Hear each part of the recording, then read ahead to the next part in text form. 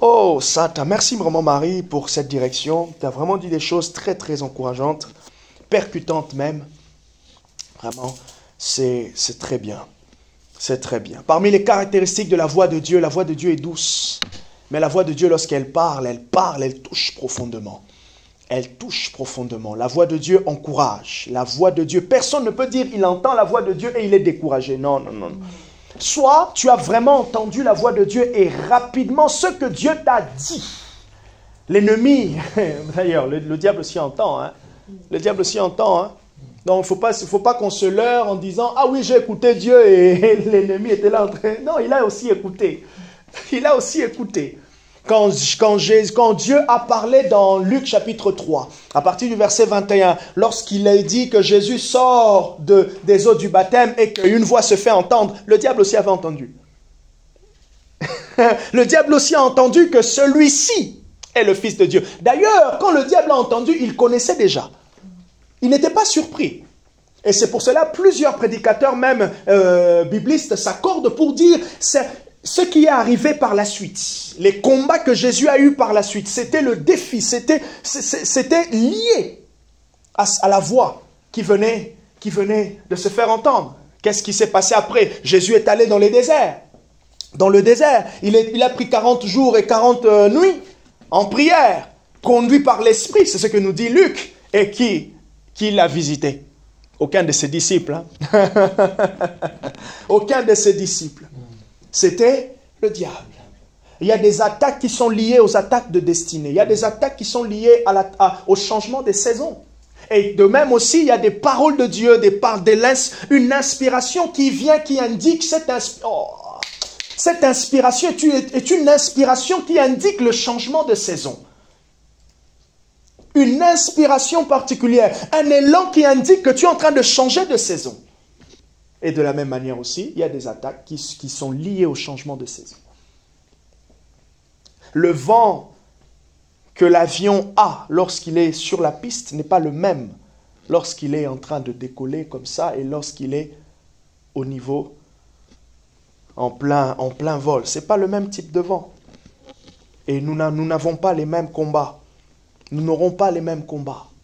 Mais ce qui est sûr, notre victoire sera garantie. Amen. Nous n'avons pas les mêmes combats, ce n'est pas nous faire peur, mais nous sommes sûrs que la victoire est garantie. Waouh, vraiment, c'était un bon moment. Donc, rendez-vous très bientôt rendez-vous le mardi pour finir l'année. Finir l'année, comme on dit, en beauté.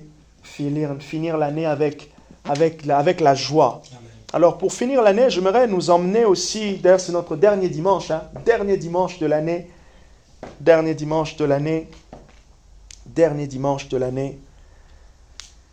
Waouh, c'était beau.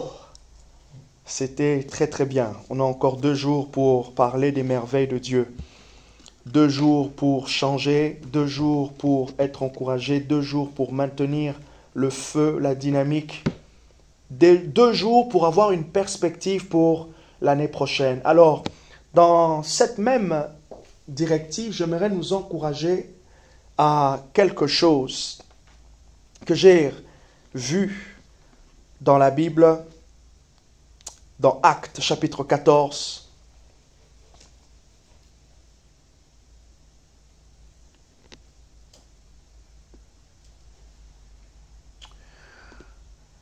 Nous allons lire à partir du verset 27. Acte 14, Actes des Apôtres, le chapitre 14, à partir du verset 27. Il est dit ceci, après leur arrivée. Leur arrivée, le leur ici, ça parle de qui? Ça parle de Paul et Silas. Plutôt Paul et Barnabas, excusez-moi.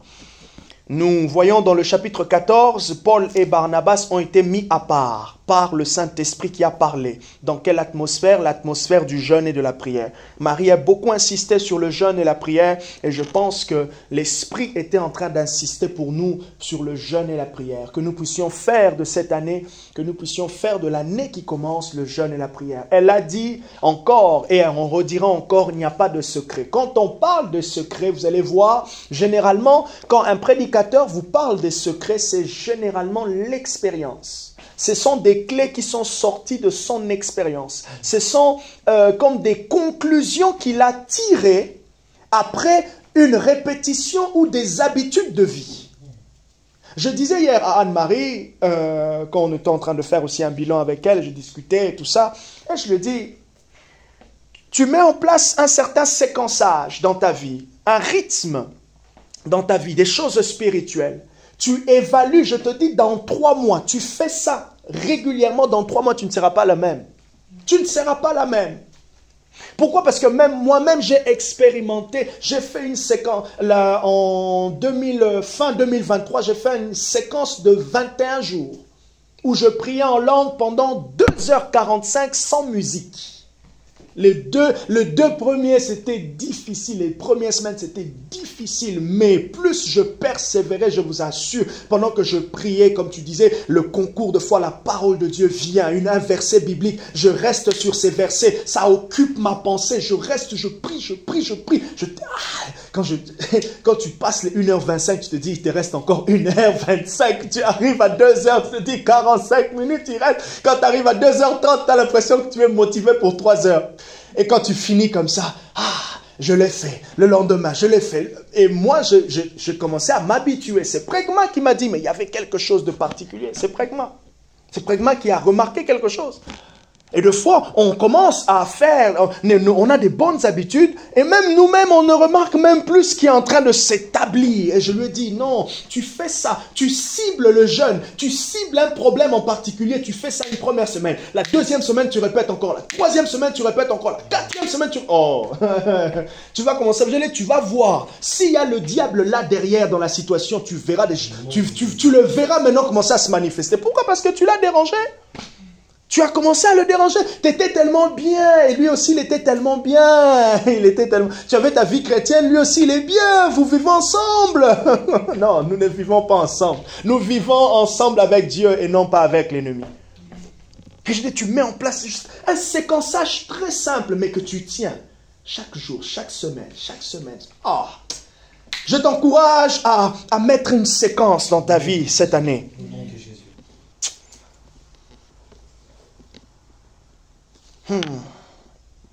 Je t'encourage. Et on va insister sur le jeûne et la prière. J'écoutais des orateurs, des prophètes que j'aime bien, que je suis régulièrement, et un qui disait, au fait, ce qu'il a compris après plusieurs années, vous voyez, quand je dis encore des clés, il a compris après plusieurs années, il a compris au fait que c'est plus important de se bâtir que de rechercher les dons spirituels. Et il y a une chose que j'ai compris, moi aussi, et c'était peut-être en fin 2022 ou 2023. Ouais, quand on parle du surnaturel, on veut vivre le surnaturel, on veut vivre la puissance de Dieu, on veut vivre telle chose. Au fait, toutes ces choses qu'on veut vivre sont possibles. Mais maintenant, nous ne les expérimentons pas à cause de plusieurs paramètres. Et l'un des paramètres, tu l'as même dit ici sur la chair, l'un des paramètres qui centralise toute expérience spirituelle, c'est lorsque nous sommes de plus en plus spirituels. Celui qui cherche à être spirituel et de moins en moins être charnel, vivra beaucoup de choses surnaturelles. Amen. Je donne un exemple. Je parlais de séquençage. Tu as décidé de mettre une séquence dans ton lieu secret, une habitude de lecture. Et d'ailleurs, tu as juste dit, tu lisais régulièrement. Peut-être même, des fois, la veille, tu lisais un peu plus que le jour d'après. Le jour d'après, tu lisais un peu moins que le jour d'avant. Et puis l'autre jour, tu lis un peu plus. Mais puisque tu suivais quelque chose, tu t'es habitué, mais tu as commencé à voir aussi, et rapidement, les effets. Les effets. Tu commences à être toi-même au bénéfice. Et puisque tu es toi-même au bénéfice, nous aussi, nous sommes au bénéfice. J'ai même dit à Barbara, j'ai dit, wow, Marie a une atmosphère ces derniers temps. J'ai dit à Barbara, je ne t'ai pas dit. Mais j'ai dit à Barbara, Marie a bien conduit ces derniers temps. Marie a bien conduit, elle disait des choses. Mais il n'y a pas de secret, ça venait d'où? Ça venait de ton lieu secret. Mais maintenant, imagine, tu continues comme ça pendant 3 mois, pendant 4 mois, pendant 6 mois. En décembre prochain, t'es pas la même. Et c'est dans des moments comme ça maintenant que, puisque toi-même tu as remarqué que la chair perd son efficacité. Mais maintenant, quand la chair perd son efficacité, c'est l'esprit qui monte. Et si on veut vivre le surnaturel, je nous encourage à être de plus en plus spirituels. Alors, c'est quoi? C'est simplement faire des choix spirituels. Comme Lancelot là, il est peut-être fatigué, il a peut-être eu moins dormi, mais c'est le culte. Il se connecte. Je me connecte même si je suis fatigué, mais au moins je suis spirituel. Et nous sommes spirituels déjà par le B.A.B.A. en commençant à faire les choix spirituels. Pendant que je suis en train de bâiller, mon corps est fatigué, mais mon esprit s'est levé pour dire à Dieu simplement, même 10 minutes. Je sais que pendant les 10 minutes, peut-être ta présence va être une alarme pour moi. Je bâille.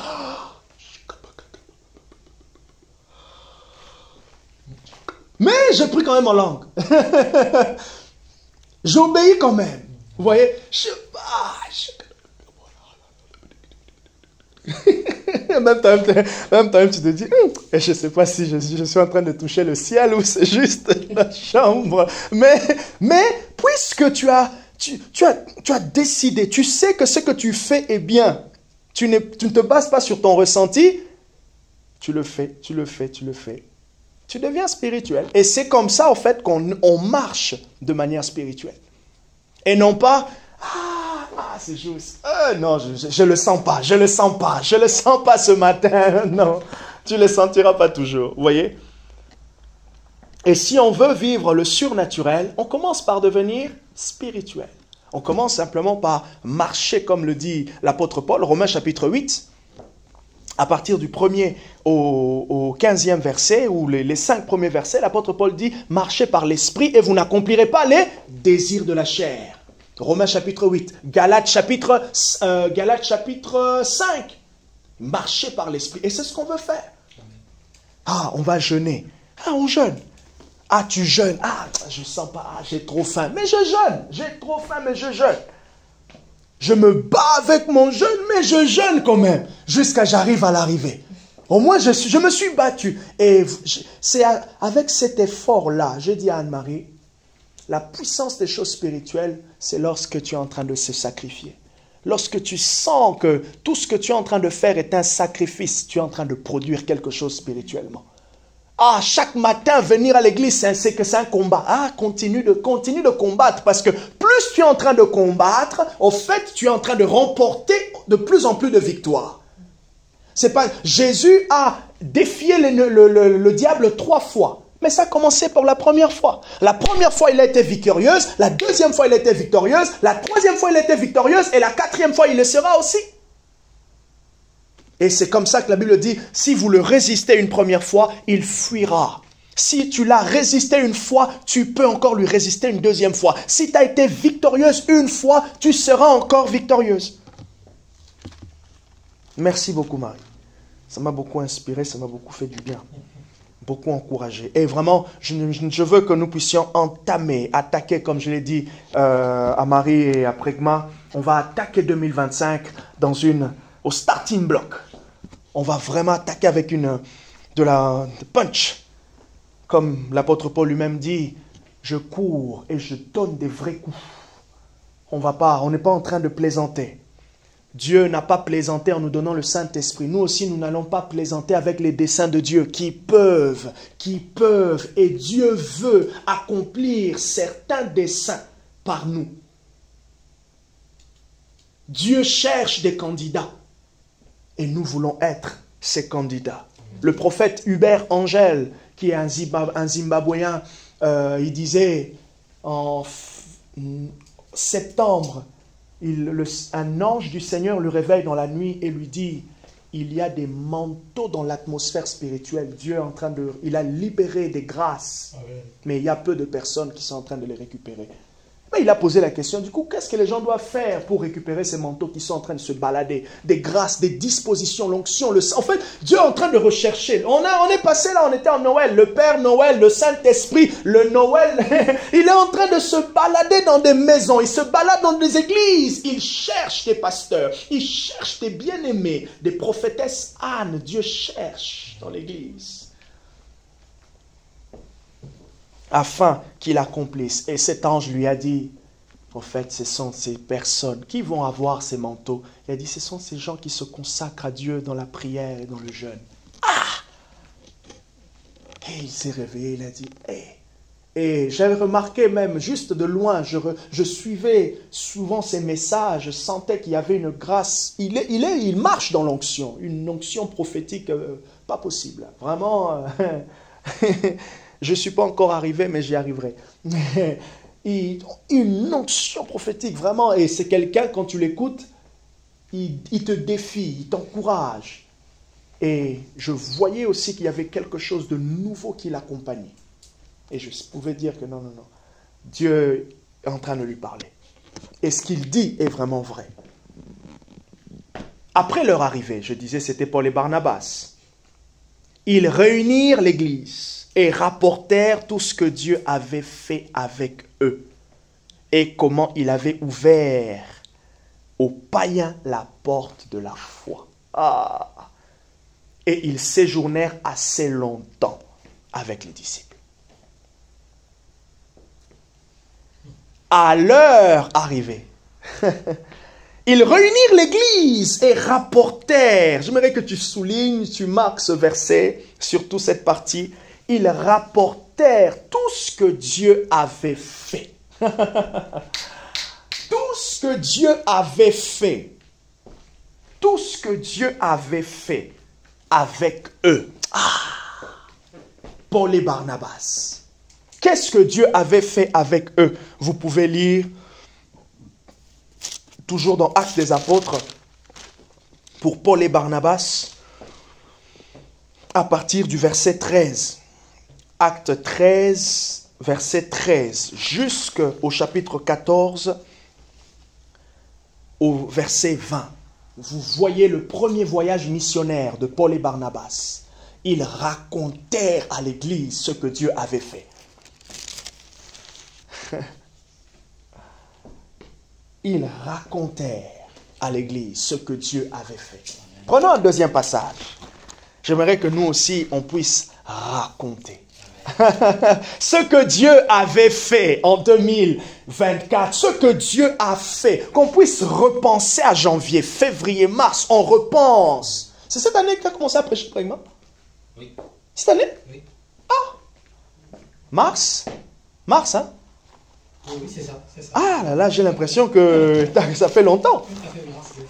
J'ai l'impression que ça fait longtemps. D'ailleurs, on doit finir notre programme. On doit finir notre programme. C'est ma décision. Je suis devenu un finisseur. Je finis maintenant. Je commence et je termine. Comme Dieu. Il achève ce qu'il a commencé. Les bonnes habitudes. La puissance des bonnes habitudes. Ça sera une prédication. Grave. Tu me rappelleras. La puissance des bonnes habitudes. Les habitudes divines. On va prendre ensemble Luc. Luc chapitre 10. Ils racontèrent ce que Dieu avait fait. Acte 14, c'est juste le verset 27. Oui, acte 14, juste le verset 27. Et on va prendre... Et 28 aussi, oui. Acte 27, plutôt 14, 27 à 28. Et on prend Luc chapitre 10. Et je vais vous lire le verset...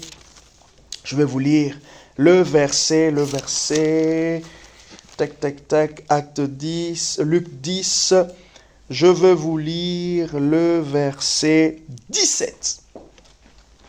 Luc 10, le verset 17. C'est la même idée. Les disciples, les 70 revinrent avec joie et dirent, « Seigneur, les démons même nous sont soumis en ton nom. » Il leur dit, je voyais Satan tomber du ciel comme un éclair. Voici, je vous ai donné le pouvoir de marcher sur les serpents et les scorpions, sur toute la puissance de l'ennemi, et rien ne pourra vous nuire. Cependant, ne vous réjouissez pas de ce que les esprits vous sont soumis, mais réjouissez-vous de ce que vos noms sont inscrits dans les cieux. C'est parce que leurs noms sont inscrits dans les cieux que les démons leur seront soumis. Ah, c'est beau ça. Moi, j'aime bien Jésus qui remet toujours à l'essentiel. Nicodème vient lui voir et dit, mais waouh, maître, il se fait des choses extraordinaires avec toi. Et nous voyons que tu es un docteur venu de Dieu. Et Jésus lui dit, si tu n'es né d'eau et d'esprit, tu ne peux voir le royaume.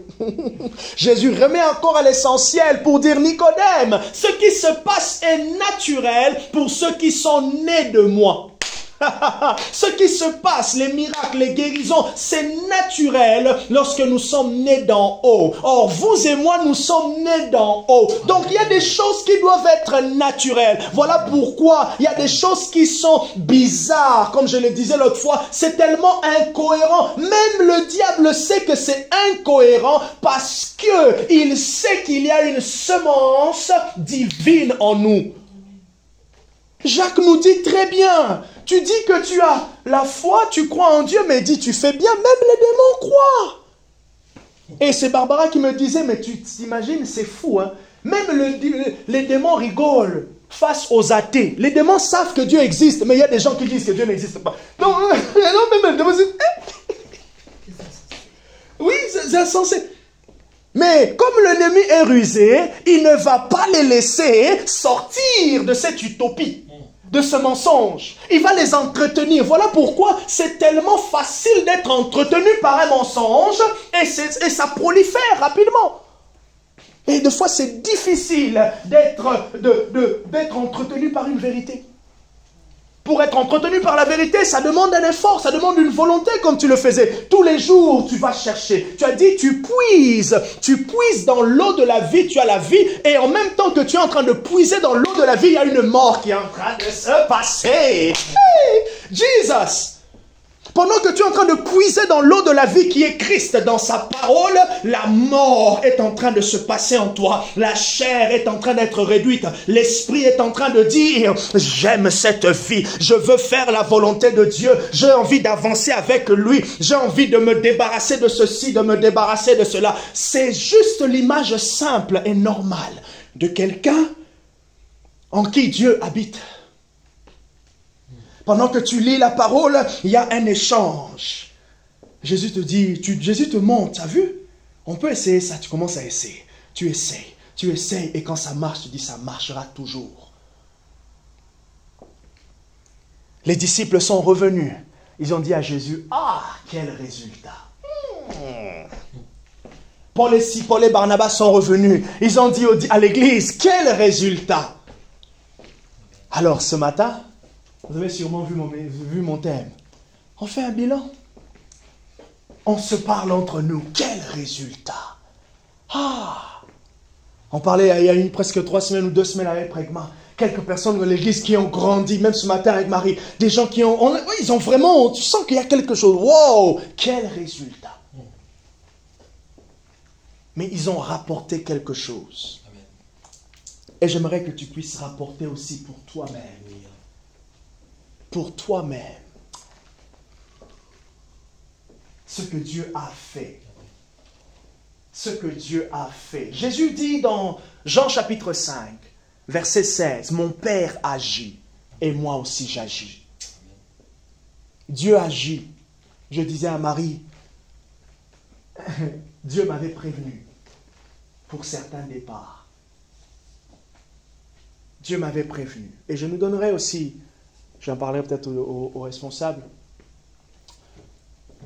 quand je donnerai le thème de l'année, il y aura un challenge. Notre thème de l'année, c'était la prospérité spirituelle. Et je savais qu'on allait faire face à le défi de la croissance.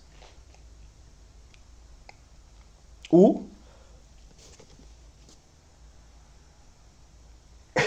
on allait vivre des choses contraires au thème. Vous voyez? Contraires au thème. simplement pour marquer que réellement ce que tu reçois, ce que tu veux, Dieu le veut, mais l'ennemi ne le veut pas.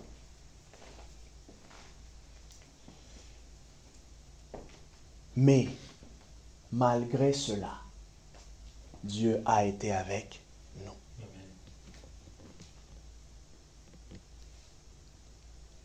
La salle n'est pas remplie. Mais quand même, mon esprit est rempli de témoignages.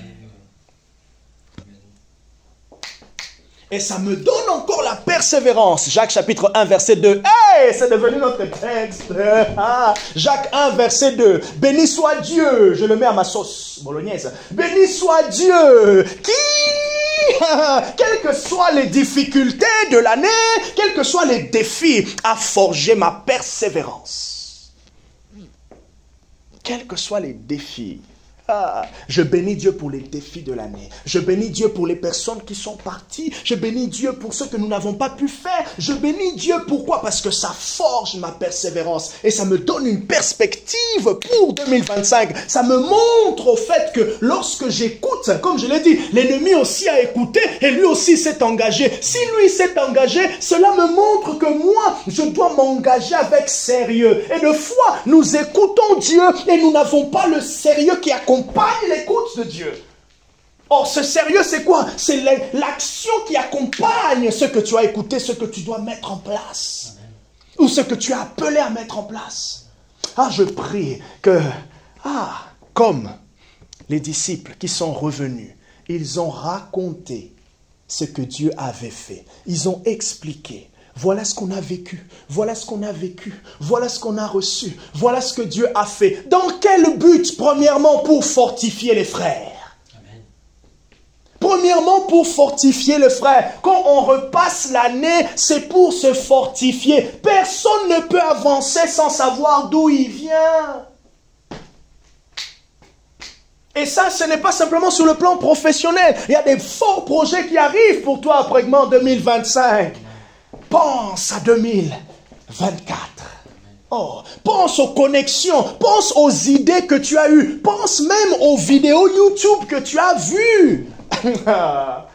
Oh, pour que 2025, tu dis, Seigneur, bénis-moi. Seigneur, donne-moi ceci. Des fois, Dieu te donne la semence. Il te donne la graine. Mais c'est toi la terre. Dieu te donne la graine, mais c'est toi. La terre, ce sont tes talents. La terre, c'est ton diplôme. La terre, c'est ton stage. La terre, c'est l'église. Mais ils racontèrent. Pourquoi ils ont raconté? Pour fortifier.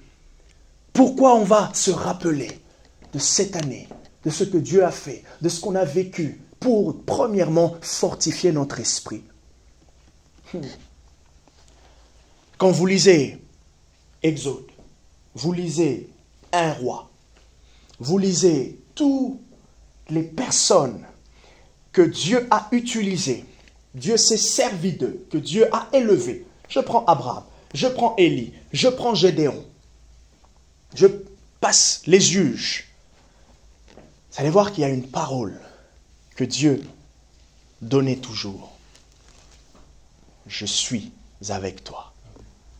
Regardez Josué chapitre 1 verset 8. Ce texte qu'on répète souvent, qu'on connaît. Médite sa loi jour et nuit. Médite ma parole jour et nuit. Dans Josué 1, 8. Mais le verset 5 au verset 6, il lui dit fortifie-toi et prends courage. Tous les héros ont avancé avec le courage, le fait de se fortifier. Mais comment ils ont utilisé quoi pour se fortifier? Ils ont pensé à ce que Dieu avait fait. Ils ont parlé à haute voix. Et, oh Saint-Esprit, merci. Il ne faudrait pas dire, oh non, c'est banal. Non! Non, c'est pas banal. Ah bon, c'est une petite chose. Non, c'est pas une petite chose. C'est pas une petite chose. Ou du moins, si tu penses à une petite chose, écoute, ça restera petit. Ça ne va peut-être pas produire l'effet escompté parce que toi, tu le considères petit. Oh, bon, ouais, c'est vrai, c'est vrai, c'est vrai. Ou soit on joue un peu à la petite humilité. Ah oui, c'est vrai. Non, non, non, non. Tout ce qui est bien, tout ce qui est bon pour t'encourager et te booster à aller de l'avant, c'est important. Important. Comme disait un humoriste, important. C'est important. Ils fortifièrent les frères. Ils racontèrent, waouh, ce que Dieu avait fait avec eux. Mais c'est fou, hein? Quand vous lisez par exemple Paul, vous allez voir qu'ils ont été malmenés. Hein? Ils ont été persécutés. Mais ça n'a pas empêché d'exprimer la joie auprès des frères de ce que Dieu avait fait. De la même manière pour les disciples, Jésus leur avait prévenu en disant, là où vous irez et qu'on ne vous ouvre pas la porte, passez. Donc sûrement, il y a eu des endroits où ils n'ont pas été acceptés. Mais ça n'a pas empêché de dire à Christ, les démons nous sont soumis. Donc, comme pour dire, c'est important d'avoir devant nous les bienfaits de l'Éternel en grand et en voir en petit les échecs. Vraiment, donc, même si ce n'est qu'une chose, que ça soit en grand, que tu ne vois que ça. Oh, de toute façon, moi, sur toutes mes prédications, je ne me rappelle qu'une seule. Ok, toutes les restes, c'est bof, ok. Bon, reste sur la seule prédication et fais juste de cette prédication la réussite de toute l'année. Et souvent, nous, notre exercice, c'est l'inverse. On prend tellement toutes les mauvaises choses, on les met devant, on les aligne comme des enfants devant. Non, on ne peut pas être découragé. On ne peut pas placer ce qui n'a pas marché, non. Et d'ailleurs, même Dieu nous encourage toujours à mettre, il met l'emphase sur ce qui marche. Il met l'emphase sur la réussite. Il vient vers Gédéon. Gédéon lui dit, mais je suis une petite famille, une petite tribu. Dieu dit, vaillant héros. Oh, mais je suis une petite tribu. Vaillant héros.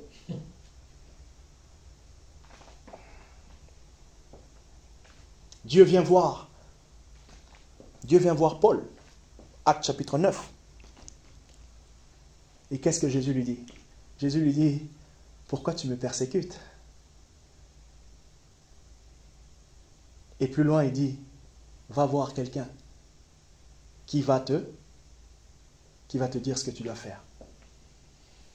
Mais est-ce que Jésus, quand il a visité Paul, est-ce que Jésus lui a dit, Paul, comment ça se fait que tu viens de tuer Étienne? Comment ça se fait que tu as persécuté l'autre église? Comment ça se fait que... Non. Jésus est allé dans la mission et dans la destinée. Il est allé en avant. Est-ce que tu peux regarder en avant? Est-ce qu'on peut regarder devant?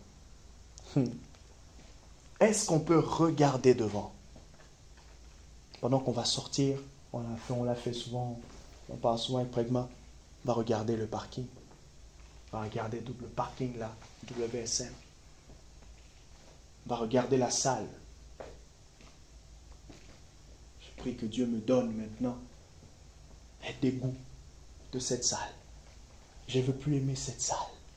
Mais dans le sens spirituel, vous voyez, je projette maintenant, Seigneur. Ah, c'est chaud.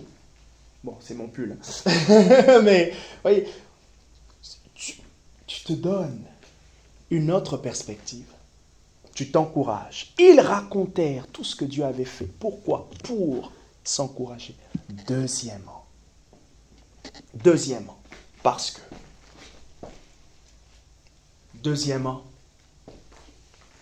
c'est la fondation pour voir ce que Dieu va faire prochainement. Personne ne peut s'attendre à un miracle quand il n'a pas le témoignage d'un miracle avant.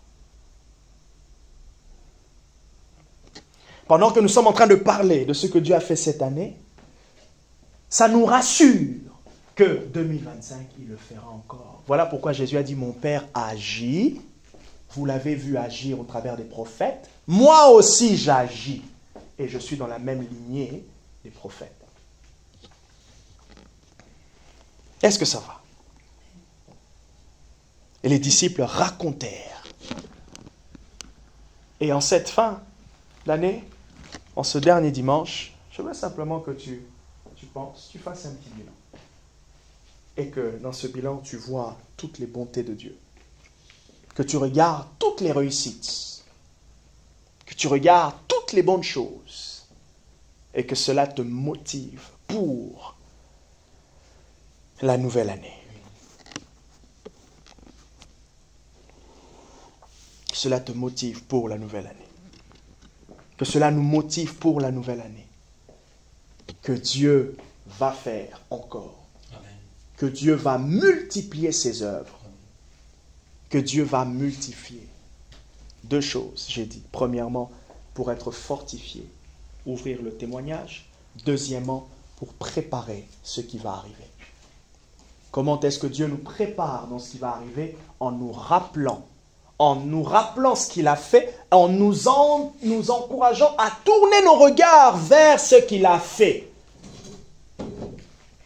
Parce que si on ne tourne pas nos regards vers ce que Dieu est en train de faire et ce qu'il a fait, nous allons perdre la vue de ce qui doit arriver. Ah, Shantayabaka. Nous attendons le retour de Jésus dans le futur parce que nous savons qu'il était déjà venu.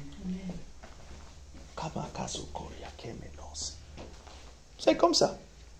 Parce que, même Hébreu chapitre 1, verset 1 nous dit quoi? Dans les temps anciens, Dieu nous a parlé par ses serviteurs, les prophètes. Et il dit, aujourd'hui, il nous parle par Christ, le Fils. Donc, nous tournons nos regards vers ce qui s'est passé au passé et maintenant, il fait la même chose. Ah, Dieu marche dans des principes et certaines choses, il ne le change pas. Pourquoi? Parce que lui-même ne change pas. Nous regardons dans ce qui a été fait pour pouvoir anticiper ce qui peut arriver. Pour pouvoir attendre avec espérance, avec foi ce qui va arriver. Et nous créons déjà, nous positionnons comme lorsqu'il y a une course dans une ville, on met des barrières afin que le peuple, afin de déterminer le chemin là où les gens vont passer. Et en pensant de cette manière, c'est comme si nous plaçons les barrières de foi, les barrières d'attente. Nous sommes en train de dire à Dieu, Seigneur, tu avais fait comme ça. Je m'attends peut-être à ça aussi, mais en même temps, j'ai les regards fixés vers toi pour voir comment tu vas passer. Ils fortifièrent l'Église en parlant de ce que Dieu avait fait. Je me rappelle qu'on était là avec Marie, Barbara, Nicole et Fontaine. En Pentecôte, on a fait l'affiche. Je me rappelle, je suis sorti de presque 50 jours de prière, 5 heures presque tous les jours, jeûne du lundi au vendredi. Moi qui aime le resto de l'école, du lycée, ma fréquentation a diminué depuis le mois de mars. Ah Jésus, je me rappelle. Et là, je vois un message de Prekma qui dit, pasteur, je suis désolé, je ne serai pas là. Oh, j'ai dit Jésus. Je sais, on sait qu'on seront tout seuls. Et là, on fait la louange. Oh là là là là là. On était avec Marie, on était... Barbara, c'est fou, c'est que moi et Marie, on sent le découragement. Et Barbara qui me dit, oh ben oui, ben écoutez, oh, mais toi, au lieu de compatir avec nous. Et là, on fait le culte le vendredi soir. Le samedi, on fait une sortie. Dès le vendredi soir, j'ai dit à Dieu, j'ai pleuré dans mon cœur. J'ai dit, Seigneur, what is the problem? Et là, le Seigneur vient fortifier mon esprit par une parole prophétique. Le samedi, on fait la sortie d'évangélisation. C'est ça? Non. Oui, on avait fait la sortie d'évangélisation. Oui, on avait fait la sortie d'évangélisation le samedi. On est sorti, tac. Et le dimanche, je prêche, encouragé. Dès lors, j'ai changé de perspective. Le siège arrive. La semaine du siège, c'est pas en fin juin ou je sais pas. On expérimente une semaine particulière. On entre en juillet, 21 jours. Non, juillet, on a fait... juillet, on a fait quoi? Juillet, on était toujours dans un élan. Août, on a fait 10 jours. Je ne sais même plus les programmes. Mais en tout cas, juillet, on lance un programme. Août, on lance un programme. Septembre et octobre. Encouragé. Et on voit des cultes où Dieu parle. Et la nouvelle arrive. Rodrigo quitte Marie. Les chants s'arrêtent. Le son de la guitare. La guitare se repose. Le jour où on va t'allumer. On va vraiment t'allumer. Et là, je dis à Marie, nous aurons une rentrée différente. Ça sera une rentrée de prière. Elle dit, on va voir. Et on est resté persévérant. Et on voit les fruits. L'esprit de prière commence à prendre de plus en plus place. Et c'est cet esprit de prière que nous allons intensifier en 2025. C'est cet esprit de prière qui va ouvrir, qui va emmener plusieurs en ce lieu. Parce que nous, avec l'esprit de prière, nous rencontrons Dieu. Et puisque Dieu, nous le rencontrons, Dieu attire à lui. Ils fortifièrent, ils parlèrent. Ils n'ont pas eu peur de parler, de raconter à Jésus ce qu'il avait fait, ce qu'ils avaient fait. Et ils ont parlé des expériences particulières. Est-ce que tu peux parler d'une expérience particulière? Quelque chose qui t'a vraiment marqué. Ce qui a marqué les disciples, les démons nous sont soumis. C'était nouveau pour eux. Parce que ils ont vu les démons leur être soumis à travers Christ. C'était indirect. Mais maintenant, là, c'était directement. Et Jésus leur a donné la compréhension essentielle. C'est parce que leurs noms sont inscrits dans les cieux qu'ils vivent cela. Est-ce que tu peux te rappeler de quelque chose? Et depuis le mois de mai, j'ai remercié Dieu parce que les 50 ou 49 jours que j'avais pris de temps de prière m'ont conduit à quelque chose. Quelques jours après, Dieu me dit, j'ai une pensée comme ça, ok, tu as pris 40 jours, 50 jours pour préparer Pentecôte. Et après, est-ce que tu t'arrêtes à me chercher pour Pentecôte ou tu veux plus que Pentecôte? J'ai dit à Dieu, je veux plus que Pentecôte. Et j'ai compris que je suis rentré dans une mort. Dieu a tué quelque chose encore, qui était encore là que j'ignorais. Et j'ai ressuscité. Amen. Encouragé. Un vaccin qui parle encore jusqu'aujourd'hui. On est 2, on est 3. On tape dedans. Amen. On est encouragé. On est encouragé. On est encouragé. Et on est encouragé encore. Pour ça, maintenant, on voit 2025 différemment. On voit 2025 différemment. Je dis à Dieu, comment Seigneur, tu peux m'enlever pratiquement le Dieu de Pentecôte? Mais Dieu me dit, Dieu voulait que je sache qu'il est avec nous. Amen. Qu'il est avec nous. Qu'il avance avec nous. Est-ce que ça va? Yes. Et maintenant, 2025 arrive. Je t'encourage. Tu as vu mon message, Lancelot? J'attends ta réponse. Ok? Quand tu auras le temps. D'ici la rentrée d'ici le 31, le 1er, puisse rentrer dans un plan. Qu'est-ce que tu veux? Qu'est-ce que tu veux faire avec le Seigneur? Qu'est-ce que l'on veut, que l'on désire, qui est dans le cœur de Dieu, qu'on veut voir arriver? Et nous allons utiliser l'échelle du jeûne, de la prière, une consécration sans faille. Nous allons rester là. Je veux rester là, devant ta face. Je veux rester là, plus près de toi. On va rester là. Parce qu'on sait que notre victoire est d'être là. Ceux qui demeurent longtemps sont ceux qui font taire la voix de la chair. Et puisqu'ils peuvent rester longtemps, ils peuvent faire taire la voix de la chair dans la présence du pape, de leur papa. Ils reçoivent l'autorité de faire taire à l'extérieur les œuvres du diable. C'est parce que Moïse avait rencontré le Dieu puissant dans le désert que devant Pharaon, il était élevé comme Dieu.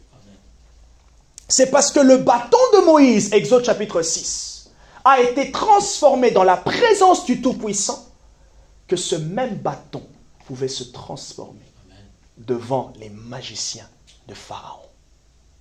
Les victoires du lieu secret sont le totem, l'emblème de tes victoires devant le monde et le public. Cette année qui commence, en cette fin d'année, nous nous rappelons de nos victoires. Nous nous rappelons aussi de nos échecs. Mais nous nous rappelons de ce que nous avons tiré, comme les disciples. Il nous a dit, cette sorte. Au lieu de se dire, j'ai échoué. Mais est-ce que tu peux voir la parole que Jésus a sortie lorsque tu lui as posé la question, pourquoi j'ai échoué? Voyez un peu l'idée différente? Mais je n'ai pas pu. Mais est-ce qu'il n'y a pas une parole qui dit, cette sorte-là? Je ne sais pas si vous comprenez ma pensée. Mais ça, j'ai pas pu. Mais est-ce que j'ai réfléchi pourquoi j'ai pas pu? Si j'ai compris pourquoi j'ai pas pu, c'est déjà nécessaire. Ça me suffit. Ce que Jésus a dit, cette sorte-là. Il y a une sorte d'onction qui vient par le jeûne et la prière. Il y a une sorte de présence de Dieu qui s'installe par le jeûne et la prière.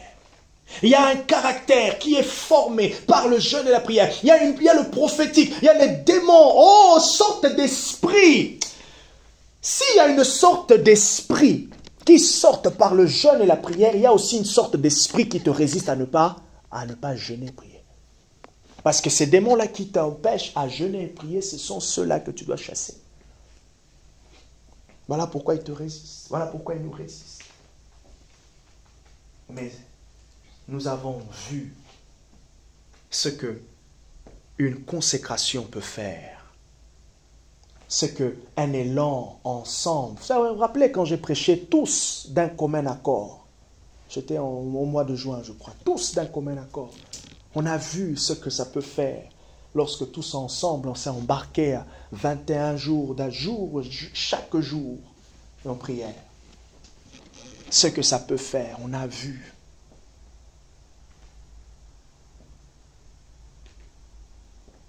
Et nous savons du coup, pour l'avenir, ce que l'on peut, ce que l'on va faire. Je ne veux pas m'éterniser. Bon, moi, je ne vais pas m'éterniser, mais ça fait 50 minutes déjà. Je crois que la pensée est claire.